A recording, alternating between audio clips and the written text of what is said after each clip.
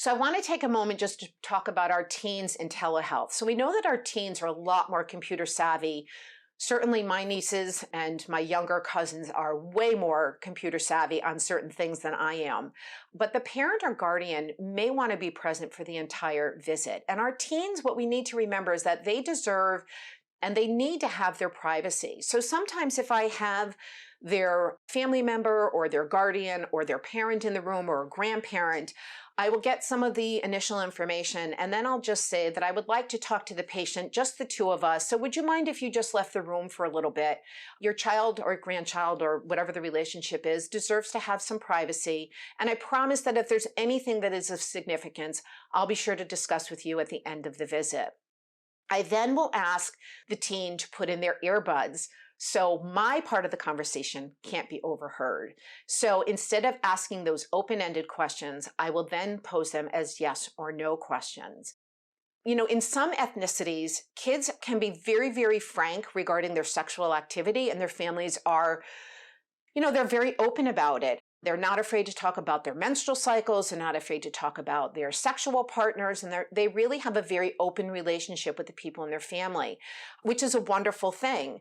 But that's not true with a lot of our other patients. So I have to be very, very mindful of that. And if I need to use the yes or no questions, if there's no earbuds or headphones in, I tell the teen to just give me a thumbs up or a thumbs down. And if I need to delve into anything further, or if there's anything else that they want me to know.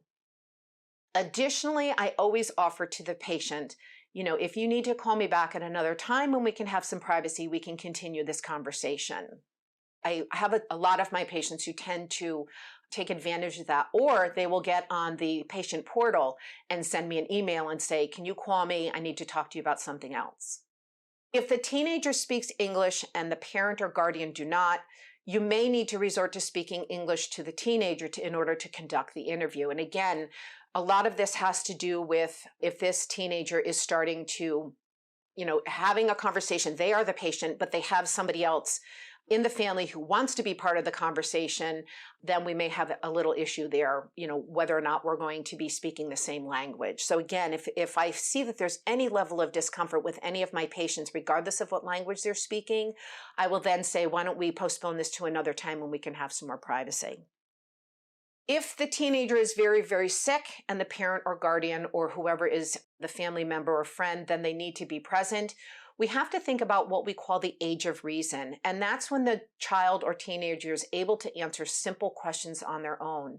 And please make sure that you are always documenting in the chart of the patient's record that the child or teenager has given permission for the parent or guardian or whoever the other person is to be in the room during the telehealth visit.